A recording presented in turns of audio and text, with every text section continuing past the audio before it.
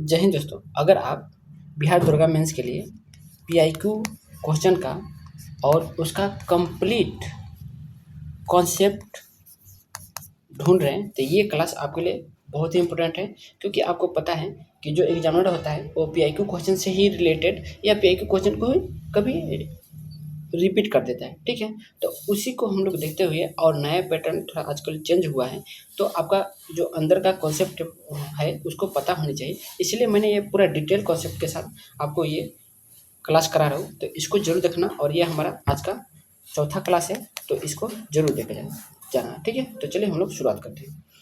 देखिए, क्वेश्चन है कि प्रथम भारतीय उपग्रह कब छोड़ा गया था। पहले पूछ देगा कि प्रथम भारतीय उपग्रह क्या था, तो आर्यभट्ट। और यह कब छोड़ा गया था, तो आपको पता चाहिए 19 अप्रैल 1975 को। ठीक है, 19 अप्रैल 1975 को। अब हम लोग बात करते हैं आर्यभट्ट की। तो यह भारत का पहला वैज्ञानिक उपग्रह है।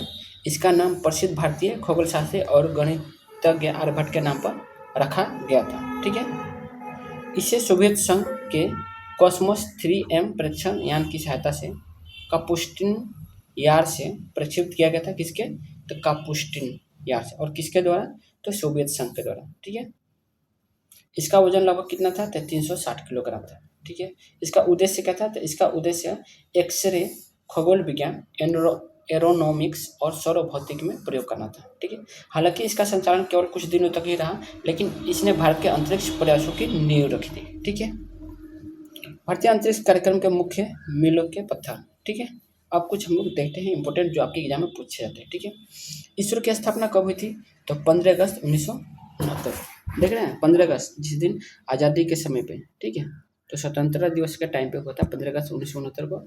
और इसका मुख्यालय कहाँ है, बेंगलुरु में है। रोहिणी क्या है, रोहिणी RS-1 1980 में भारतीय प्रक्षेपण यान।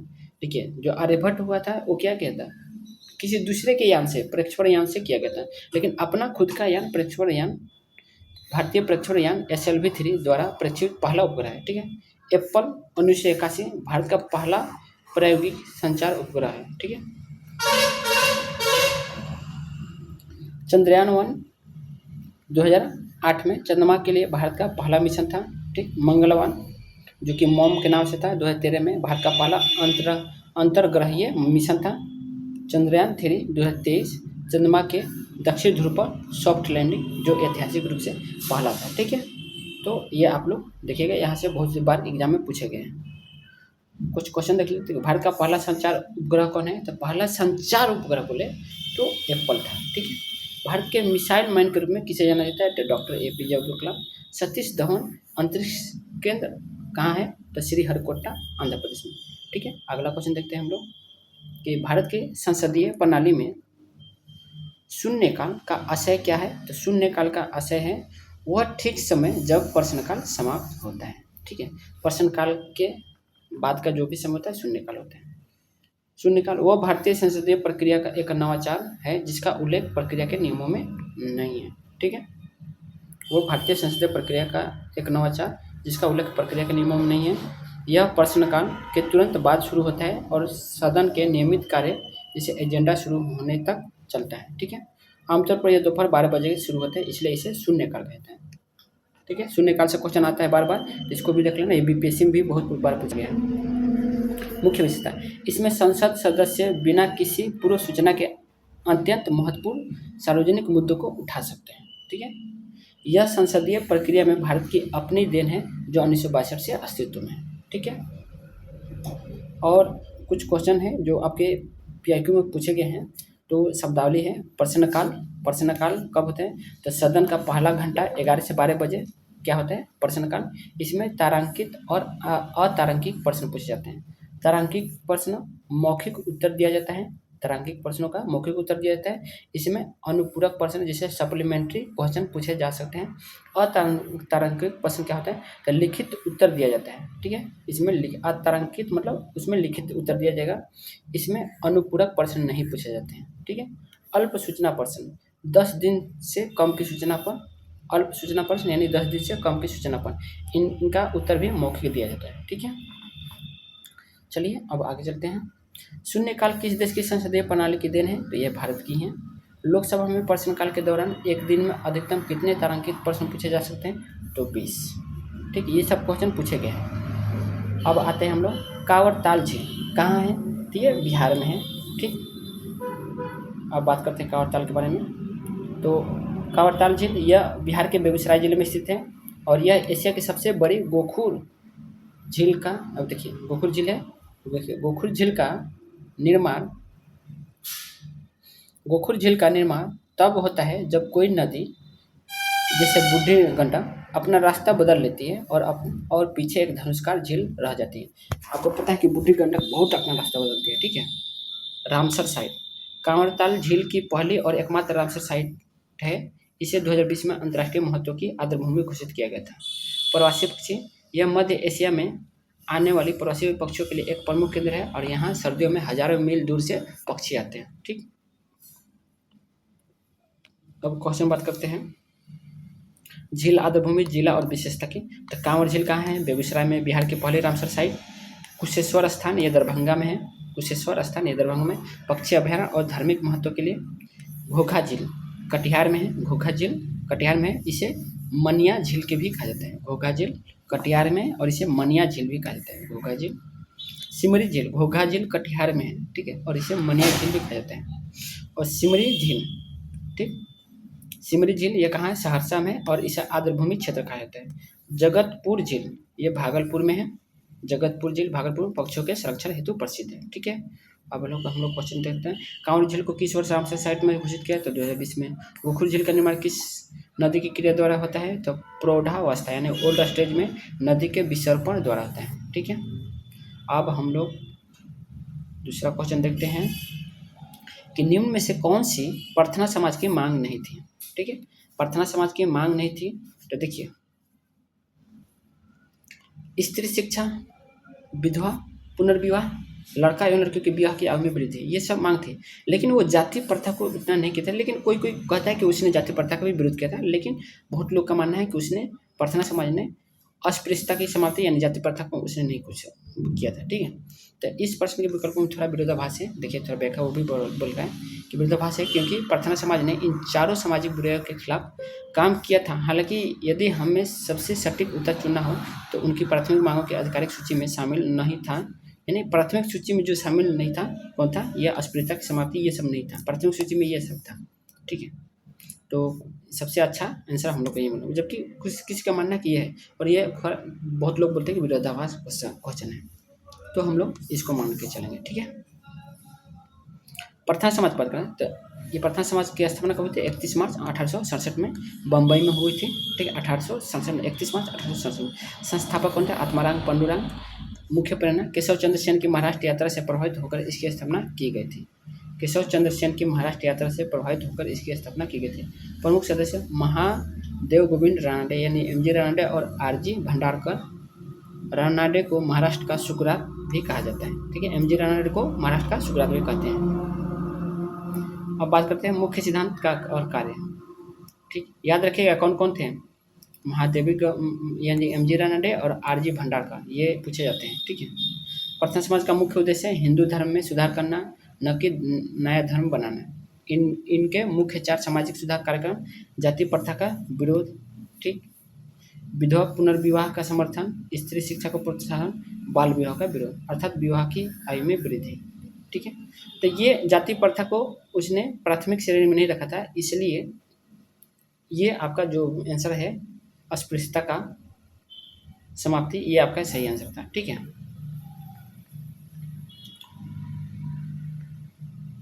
अब बात करते हैं प्रमुख सुधार आंदोलन। दरोगा, जो आपका दरोगा की परीक्षा है इसके लिए। ब्रह्म समाज कब हुआ था? 1828 में। किसने किया था? तो राजा राम मोहन राय ने। और इसमें के मुख्य विचार कहते हैं एकस्वरवाद, सती प्रथा का विरोध। ठीक, आर्य समाज 1875 में। स्वामी दयानंद सरस्वती ने वेदों की ओर लौटो और शुद्धि आंदोलन किया था। ठीक है, रामकृष्ण मिशन 1897 में। स्वामी विवेकानंद ने मानवतावाद और सामाजिक सेवा की थी। सत्य शोधक समाज 1873 में। ज्योतिबा फुले ने और दलितों और महिलाओं का उत्थान के लिए। ठीक है, विधवा पुनर्विवाह संघ की स्थापना किसने की? तो एमजी रानडे ने 1861 में। गुलामगिरी पुस्तक के लेखक ज्योतिबा फुले ने। किस सुधारक को लोकहितवादी कहा जाता है? तो गोपाल हरि देशमुख। ठीक है, अगला क्वेश्चन है कि बीसी राय पुरस्कार किस क्षेत्र में दिया जाता है? तो बीसी राय पुरस्कार औषधि के क्षेत्र में दिया जाता है। ठीक है, बीसी राय पुरस्कार का परिचय, तो इसका पूरा नाम डॉक्टर विधान चंद्र रॉय था। ठीक है, और यह राष्ट्रीय पुरस्कार है। ठीक है, इसकी स्थापना 1962 में भारतीय चिकित्सा परिषद द्वारा की गई थी। यह भारत के चिकित्सा क्षेत्र में दिए जाने वाला सर्वोच्च सम्मान है और यह प्रतिवर्ष 1 जुलाई को राष्ट्रीय डॉक्टर दिवस के अवसर पर राष्ट्रपति द्वारा प्रदान किया जाता है। ठीक है, और देखिए कोई पूछे डॉक्टर दिवस कब मनाया जाता है? तो 1 जुलाई को। डॉक्टर बीसी राय के बारे में, तो वे पश्चिम बंगाल के दूसरे मुख्यमंत्री थे। वे एक प्रसिद्ध चिकित्सक, स्वतंत्र सेनानी और दूरदर्शी राजनेता थे। उन्हें 1961 में भारत के सर्वोच्च नागरिक सम्मान भारत रत्न में सम्मानित किया गया था। ठीक है, भारत रत्न से सम्मान किया 1961 में भारत के सर्वोच्च नागरिक सम्मान भारत रत्न से सम्मान किया था। अगला क्वेश्चन है कि अब देखिए प्रमुख राष्ट्रीय और अंतर्राष्ट्रीय पुरस्कार जो कि आपके एग्जाम में पूछे जाते हैं और पूछे गए हैं। ठीक है, देखिए पीआई को आपको लिखा है प्रीवियस ईयर क्वेश्चन से। ठीक है, तो पुलित्जर पुरस्कार पत्रकारिता एवं साहित्य के क्षेत्र में, ठीक, और अंतर्राष्ट्रीय स्तर पर अत्यंत प्रतिष्ठित होता है। ठीक है, यानी पत्रकारिता के रूप में दिया जाता है पुलित्जर पुरस्कार। ग्रैमी पुरस्कार संगीत के रूप में, संगीत जगत का सबसे बड़ा सम्मान है। एबेल पुरस्कार, एबेल मतलब गणित के लिए, इसे गणित का नोबेल कहा जाता है। शांति स्वरूप भटनागर विज्ञान एवं प्रौद्योगिकी है, भारतीय वैज्ञानिकों को दिया जाता है। टाइलर पुरस्कार वातावरण पर्यावरण के संबंध में, पर्यावरण संरक्षण हेतु। दादा साहेब फाल्के पुरस्कार सिनेमा और फिल्म के, भारतीय फिल्म जगत का सर्वोच्च सम्मान। ठीक है, अब कुछ उसके विश्लेषण कर लेते हैं। पत्रकारिता, इस क्षेत्र में भारत का प्रमुख पुरस्कार पत्रकारिता में रामनाथ गोयनका ये भी पुरस्कार है। ठीक है, रामनाथ गोयनका पुरस्कार ये भी किसमें दिया था? पत्रकारिता में। संगीत, इस क्षेत्र में भारत का प्रमुख पुरस्कार तानसेन सम्मान भी है, मध्य प्रदेश सरकार द्वारा दिया जाता है। वातावरण, इस क्षेत्र में गोल्डन मैन पर्यावरण पुरस्कार, वातावरण के लिए गोल्डन मैन पर्यावरण पुरस्कार अंतर्राष्ट्रीय स्तर पर प्रसिद्ध है। ठीक है, बिहार दरोगा से रिलेटेड क्वेश्चन, राष्ट्रीय डॉक्टर दिवस कब मनाया जाता है? तो 1 जुलाई को। किसकी याद में? डॉक्टर बीसी राय के दिन। ठीक है, कलिंग पुरस्कार किस क्षेत्र में दिया जाता है? तो विज्ञान को लोकप्रिय बनाने के लिए यूनेस्को द्वारा। प्रतिष्ठित रेमन मैग्से पुरस्कार को किस महाद्वीप का नोबेल कहा जाता है? तो एशिया का। ठीक है, अब हम लोग अगला क्वेश्चन देखते हैं कि केरल में मार्शल आर्ट को किस नाम से जाना जाता है? तो मार्शल आर्ट को कलरी पयट्टू बोलते हैं। ठीक है, कलरी पयट्टू को। ठीक, अब कलरी पयट्टू के बारे में पढ़ते हैं। देखिए, यह केरल की पारंपरिक युद्ध कला है, सभी मार्शल आर्ट की जननी माना जाता है कलरी पयट्टू को। इसकी उत्पत्ति 3री शताब्दी ईसा पूर्व के आसपास मानी जाती है। इसमें तलवार, ढाल और शारीरिक फुर्ती का अद्भुत तालमेल होता है। ठीक है,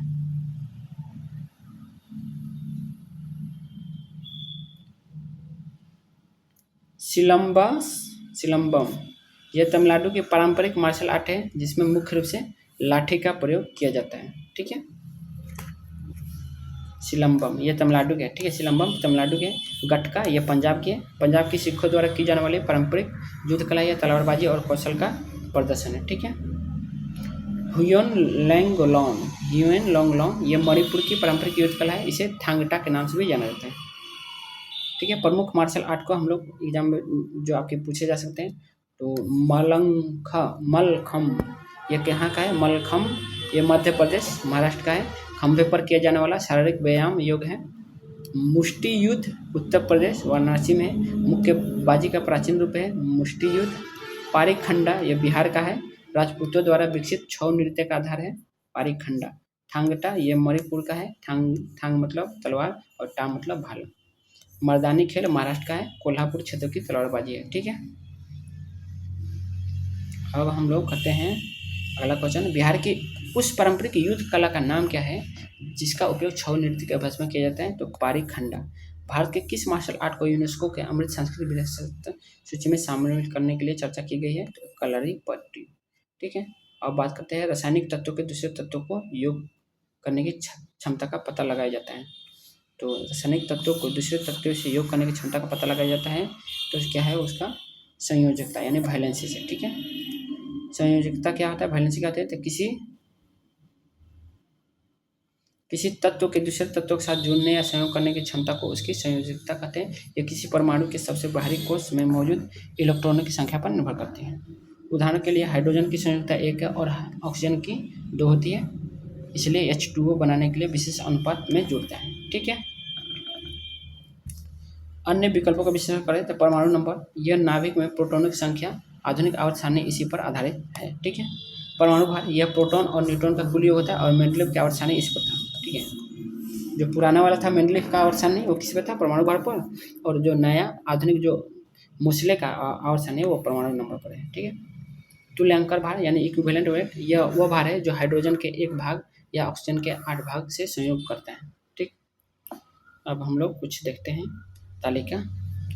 तो संयोजी इलेक्ट्रॉन, बाहरी कक्षा के इलेक्ट्रॉन को संयोजी इलेक्ट्रॉन कहते हैं, रासायनिक अपक्रिया में भाग लेते हैं। ठीक है, रासायनिक अपक्रिया में भाग लेने वाले इलेक्ट्रॉन को क्या कहते हैं, तो संयोजी इलेक्ट्रॉन कहते हैं। ठीक है, अष्टक नियम, 8 इलेक्ट्रॉन पूर्ण करने की प्रवृत्ति को अष्टक नियम कहते हैं। तत्व स्थिरता प्राप्त करने के लिए ऐसा करते हैं। ठीक है, मतलब जो आदमी अष्टक नियम जो पूर्ण कर लेता है भारी कक्षा में तो क्या हो जाता है, स्थिर हो जाता है। आयनिक बंधन, इलेक्ट्रॉन के पूर्ण स्थानांतरण से, जैसे सोडियम क्लोराइड। ठीक, सोडियम क्लोराइड में अपना इलेक्ट्रॉनों को इधर उधर स्थानांतरित करते हैं। ठीक है, सहसंयोजन बंधन, इलेक्ट्रॉनों की साझेदारी से क्या होता है, तो संयोजन, इलेक्ट्रॉनों की साझेदारी को क्या बोलते हैं, तो सहसंयोजन बंधन बोलते हैं। ठीक है, जैसे H2O है, CH4 है, ये सब है। ठीक है, अब क्वेश्चन है कि अक्रिय गैसों की संयोजकता कितनी होती है, तो अक्रिय गैसों की संयोजकता 0 होती है क्योंकि इनकी बाहरी कक्षा पूर्ण होती है। ठीक, आधुनिक आवर्त सारणी में तत्वों के वर्गीकरण का आधार क्या है, तो आधुनिक का है परमाणु का एटॉमिक नंबर। कार्बन का संयोजकता कितना होता है, तो 4, यह चतुर्संयोजक तत्व है। ठीक है, अब हम लोग बोलते हैं पूर्ण स्वराज्य घोषणा के बाद, पूर्ण स्वराज की घोषणा के बाद प्रथम स्वतंत्रता दिवस कब मनाया गया, तो 26 जनवरी 1930 को। ठीक, यह घटना भारतीय स्वतंत्रता संग्राम के सबसे महत्वपूर्ण मोड़ों से एक है। ठीक है, अब बात करते हैं लाहौर अधिवेशन की। तो लाहौर अधिवेशन दिसंबर 1929 में भारतीय राष्ट्रीय कांग्रेस का वार्षिक अधिवेशन लाहौर में रावी नदी के तट पर हुआ था। ठीक है, इसके अध्यक्ष कौन थे, तो जवाहरलाल नेहरू थे। ठीक, इसी अधिवेशन में ऐतिहासिक पूर्ण स्वराज्य की प्रस्ताव पारित किया गया था। अब दूसरा है तिरंगा फहराना। तो 31 दिसंबर 1929 को मध्य रात्रि को नेहरू जी ने रावी नदी के तट पर भारतीय स्वतंत्रता का प्रतीक तिरंगा फहराया था इसी पर। ठीक है, कांग्रेस प्रथम स्वतंत्रता दिवस, कांग्रेस कार्य समिति ने निर्णय लिया कि 26 जनवरी 1930 का दिन पूरे भारत में प्रथम स्वतंत्रता दिवस या पूर्ण स्वराज्य दिवस के रूप में मनाया जाएगा। ठीक है, यही कारण है कि आज़ादी के बाद 26 जनवरी की तारीख को सम्मान देने के लिए इसी दिन भारत का संविधान लागू किया गया और इसे गणतंत्र दिवस को घोषित किया गया। ठीक है, अब हम लोग कुछ देख लेते हैं जो एग्जाम में आपके पूछे गए हैं। ठीक है, 1924 में बेलगाम महात्मा गांधी अध्यक्ष कौन थे, और महात्मा गांधी का एकमात्र था कांग्रेस में जो अध्यक्ष बने थे, और कौन था, और वो 1924 में बेलगाम में। ठीक है, गांधी जी की अध्यक्षता वाला एकमात्र अधिवेशन। ठीक है, 1925 कानपुर में सरोजिनी नायडू प्रथम भारतीय महिला अध्यक्ष।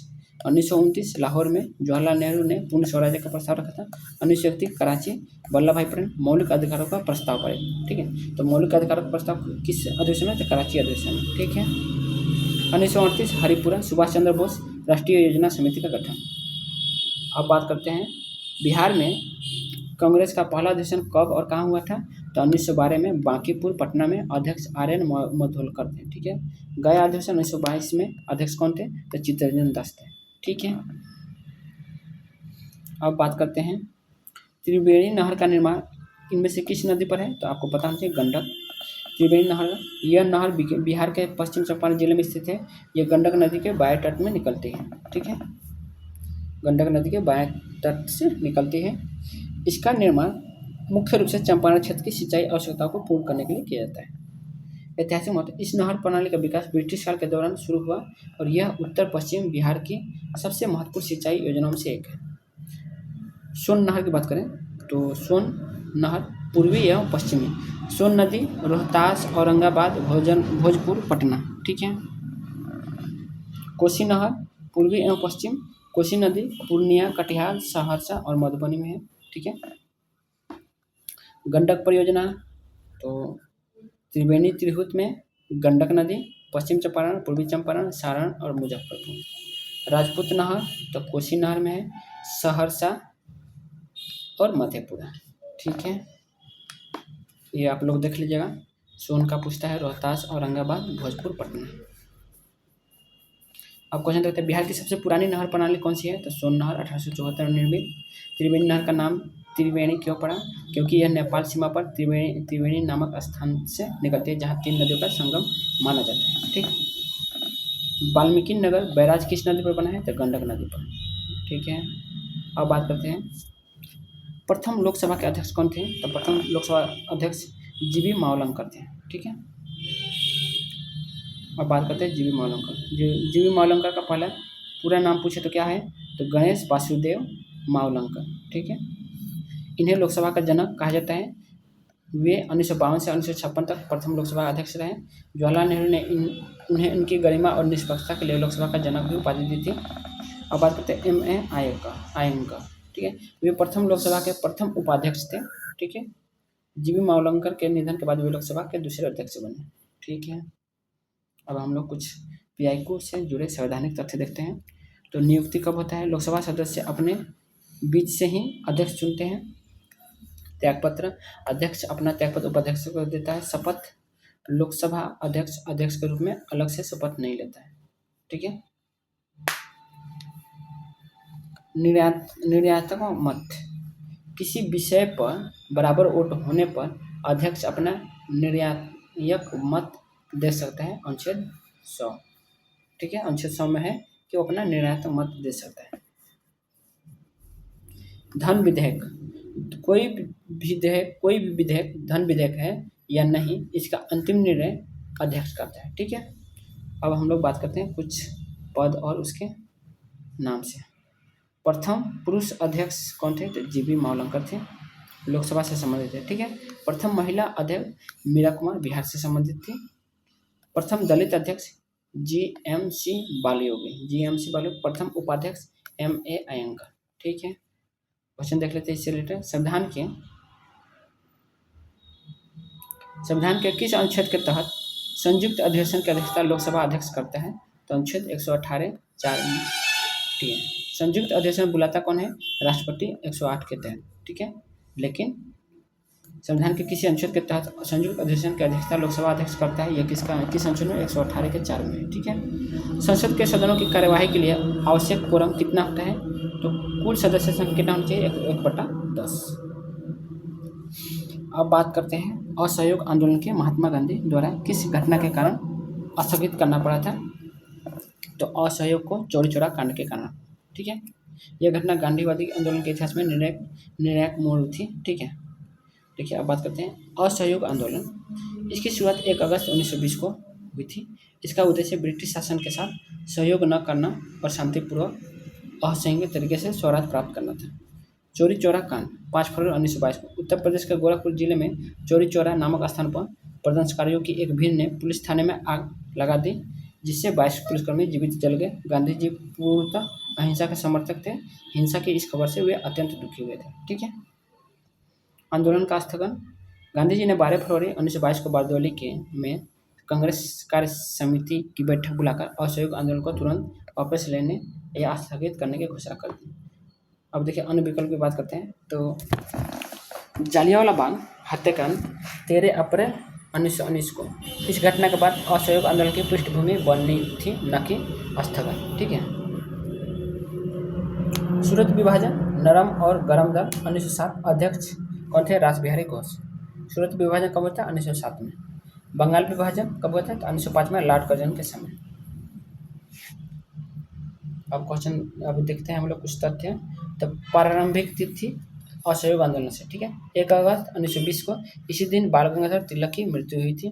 मुख्य नारा क्या था? 1 वर्ष में स्वराज्य। बिहार में नेतृत्व किसने किया था? डॉक्टर राजेंद्र प्रसाद, मजहरुल हक, ब्रिज किशोर प्रसाद।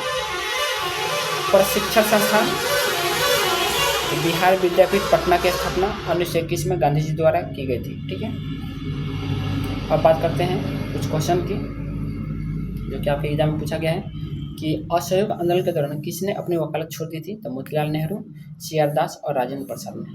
ठीक है, असहयोग आंदोलन की वापसी के बाद किसने स्वराज पार्टी का गठन किया था? तो चित्तरंजन दास और मोतीलाल नेहरू ने। ठीक है, मजहरूल हक ने पटना में किस अखबार का प्रकाशन शुरू किया था? तो द मदरलैंड, असहयोग आंदोलन के प्रचार हेतु। ठीक है, अब अगला क्वेश्चन देखते हैं कि 1878 में वन अनुसंधान संस्थान की स्थापना कहाँ की गई थी?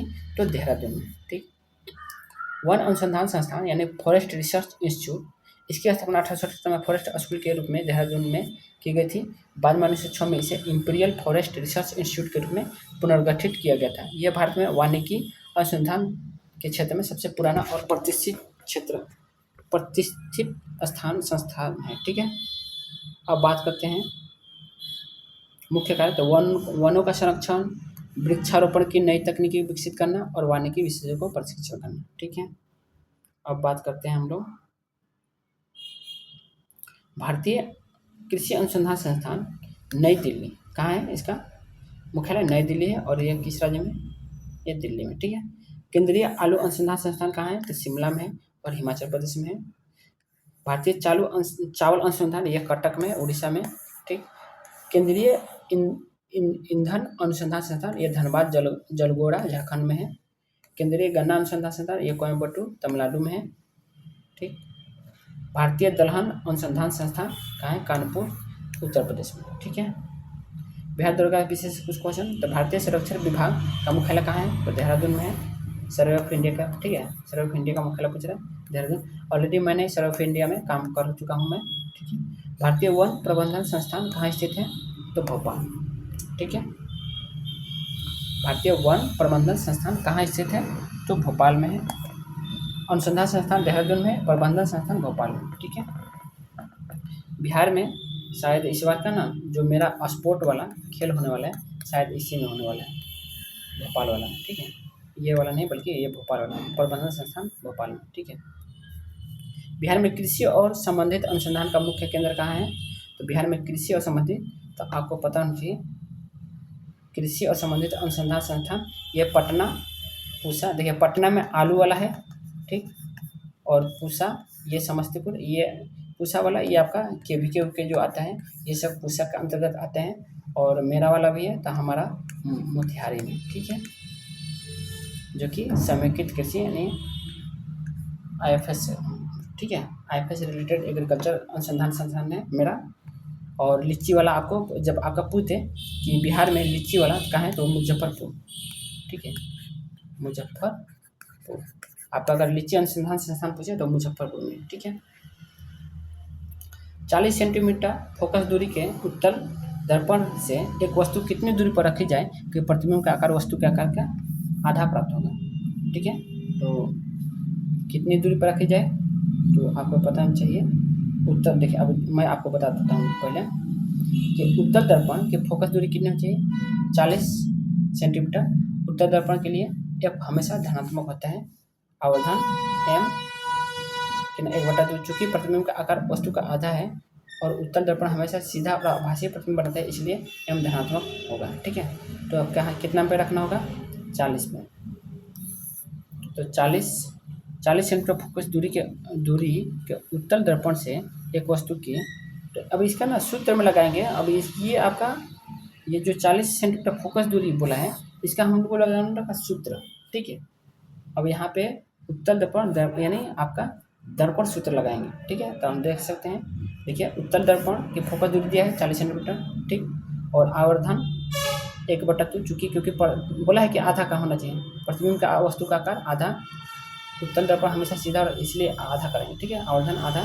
तो आवर्धन सूत्र का उपयोग करके करेंगे तो m बराबर क्या होता है? m बराबर -v/u होता है, जहाँ v क्या है? प्रतिबिंब की दूरी और u वस्तु की दूरी है। ठीक है, तो m तो दिया है 1/2 -u और -v/u, तो u हो गया। अब u का करेंगे तो क्या हो जाएगा? 2v।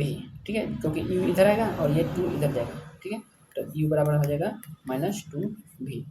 ठीक, अब यहाँ पे हो गया। तो अगर हम v की बात करें तो v बराबर क्या हो जाएगा? तो v ये हो गया u और ये -2 का हम नीचे करेंगे -2। ठीक है, तो दर्पण सूत्र का भी यूज करेंगे। तो दर्पण सूत्र में क्या होता है? तो 1/f बराबर 1/v + 1/u। ठीक है, तो 1/40 f का मान बोला है तो 40 हो गया। और भी का मान भी दिया है हम लोग को, माइनस भी का मान अभी नहीं देखें, माइनस यू बटा 2 ये दिए ना, तो ये हो दे दिया है। अब इसमें हम लोग सूत्र लगाएंगे तो हमारा आंसर आ जाएगा। ठीक है, तो आपका यू का मान कितना आ जाएगा, -40। लेकिन वस्तु को दर्पण से 40 सेंटीमीटर की दूरी पर रखना चाहिए और उत्तर से ही आपका क्या हो जाएगा, 40 cm। ठीक, तो आपका कितना हो जाएगा आंसर, 40 cm। ओके, आप लोग अगर नहीं समझ होगा तो एक बार देख लीजिएगा, ये पूरा डिटेल दे दिया है। अब देखिए यहाँ पे कुछ चिन्ह परिपाटी याद रखना है। परीक्षा में अक्सर छात्र प्लस और माइनस में गलती करते हैं। याद रखें कि यू वस्तु की दूरी हमेशा ऋणात्मक होती है। ठीक, उत्तल दर्पण एफ हमेशा धनात्मक और एम हमेशा 1 से कम होता है। ठीक है, अवतल दर्पण में क्या होता है, एफ हमेशा ऋणात्मक होता है। ठीक है, एम मानिएगा क्या कि हमेशा 1 से कम होता है। देखिए यहाँ क्वेश्चन पूछता है, ठीक है, कि साइड मिरर में किसका उपयोग होता है, तो उत्तल दर्पण का। ठीक है, और क्यों किया जाता है, तो यह हमेशा सीधा और छोटा प्रतिबिंब बनाता है जिससे पीछे का बड़ा क्षेत्र दिखाई दे। तो ये आपका कारण पूछ सकता है, तो ये आप लोग याद रखिएगा। किसी खनिज को उद्योगों की किस खनिज को उद्योगों की जननी कहा जाता है, तो लोहा को। ठीक है, अब देखिए उद्योग की जननी क्यों कहा जाता है, इसका भी हम लोग देख लेते हैं। लोहा को उद्योग की जननी क्यों कहते हैं, तो लोहा आधुनिक औद्योगिक विकास का आधार है। सुई से लेकर विशाल जहाज, मशीनें, रेल की पटरियां और इमारतें सभी के निर्माण में लोहा का उपयोग होता है। किसी भी अन्य उद्योग जैसे कपड़ा, सीमेंट, ऑटोमोबाइल को चलाने के लिए जिन मशीनों की आवश्यकता होती है वे लोहे से बनी होती है, इसलिए इसे आधारभूत खनिज भी कहा जाता है। लोहे का प्रकार का क्या है, तो लोहे का प्रकार है, जिसे आयस्क के बारे में बात करें तो हेमेटाइट, मैग्नेटाइट, लिमोनाइट। हेमेटाइट में क्या है, भारत में सबसे ज़्यादा पाए जाने वाला लाल रंग होता है। ठीक है, मैग्नेटाइट सर्वोत्तम गुणवत्ता वाला चुंबकीय गुण होता है इसमें। ठीक, लिमोनाइट और सीडराइट। ठीक है, तो ये 4 आपके अयस्क होते हैं, लिमोनाइट, सीडराइट। अब देखिए प्रमुख खनिजों और उनके उपयोग, जो कि आपके पीआई के क्वेश्चन में पूछे गए हैं बिहार दुर्गम। ठीक है, तो लोहा उद्योगों का आधार और आधारभूत ढांचा, ये कहाँ पाया जाता है, उड़ीसा, छत्तीसगढ़ और कर्नाटक में। मैग्नीज इस्पात बनाने की प्रक्रिया में शुद्धिकरण हेतु। ठीक है, मध्य प्रदेश और महाराष्ट्र में। तांबा बिजली के तार और बर्तन बनाने में सभ्यता द्वारा उपयोग की गई पहली धातु थी। राजस्थान खेतरी और मध्य प्रदेश में। अभ्रक विद्युत का कुचालक, देखिए ये विद्युत का कुचालक होता है लेकिन उष्मा का सुचालक होता है, अभ्रक पता होना चाहिए। ये इलेक्ट्रॉनिक उद्योगों में बहुत काम आते हैं। आंध्र प्रदेश, बिहार, नवादा और जमुई में। सोना, आभूषण और मुद्रा में। कर्नाटक, कोलार और हट्टी खाने में। ठीक है, कोलार आपने केजीएफ देखा होगा। भारत में औद्योगिक लौह इस्पात उद्योग की शुरुआत कब और कहाँ हुई थी, तो 1907 में साक्षी जमशेदपुर में Tata iron and steel company TISCO की स्थापना के साथ। किस खनिज को काला हीरा कहा जाता है, तो कोयला को। बिहार के किस जिले में सोने का विशाल भंडार होने का प्रमाण मिलते हैं, तो जमुई में। ठीक है, तो आज के लिए बस इतना ही। आपको क्लास कैसा लगा कमेंट कीजिएगा।